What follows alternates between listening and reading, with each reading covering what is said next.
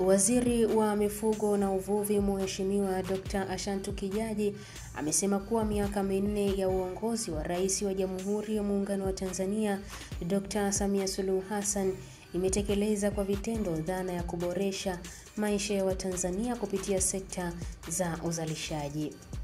Dr. Kijaji amesema hayo wakati wa hafla ya uzinduzi wa hosteli ya wasichana na kumbi 2 za mihadhara kwenye wakala wa vyuo vya mafunzo ya mifugo nchini LITA campus ya Mpwapwa Mei 8 mwaka huu mkoani Dodoma, ambapo mbali na kupongeza uongozi wa wilaya ya chuo hicho kwa kukamilisha ujenzi wa majengo hayo kwa viwango stahiki, amefurahishwa na namna wanafunzi wa chuo hicho walivyoandaliwa kwa wataalamu wazuri wa sekta ya mifugo.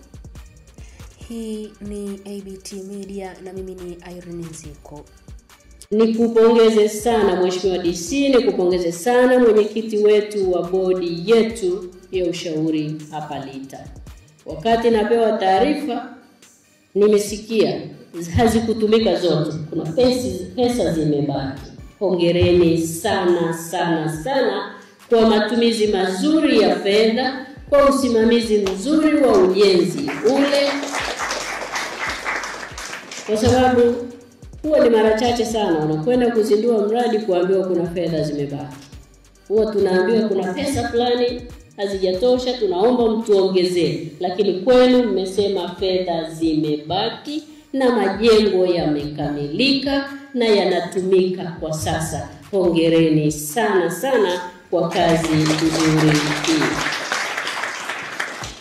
Ndugu washiriki, maboresho haya ya miundombinu katika kampasi yetu hii ya Mpwapwa ni sehemu ya mkakati wa serikali wa kuhakikisha vyuo vya mifugo vinatoa mchango wake stahiki katika kutoa mafunzo ambayo yataleta tija na mabadiliko ndani ya sekta yetu ya mifugo na kuhakikisha sekta hii inazidi kuchangia zaidi katika kuongeza idadi ya udahili wa wanafunzi wetu na kuongeza idadi ya wataalamu wa utoaji huduma za mifugo hapa nchini, lakini kuongeza fursa za ajira kwa vijana wetu pamoja na wanawake wote wanaohitimu hapa, na hatimaye kuongeza pato katika kaya na taifa letu kwa ujumla.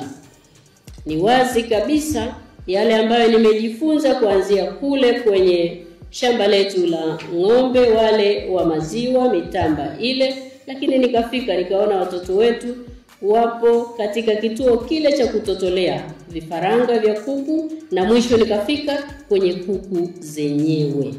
Hii ndiyo kazi aliyoamua kuifanya Daktari Samia Suluhu Hassan alipoingia madarakani miaka 4 iliyopita.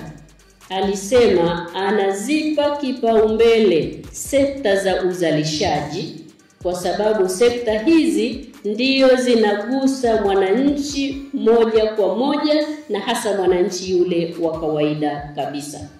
Nitoe pongezi kwenu wanafunzi wote mnaosoma katika chuo hiki cha Mpwapwa pamoja na kampasi zingine zote za wakala, na mkumbuke kuwa Watanzania wanawategemea sana ninyi mtakapohitimu hapa muweze kuwa na ujuzi stahiki. Hivyo someni kwa bidii sana.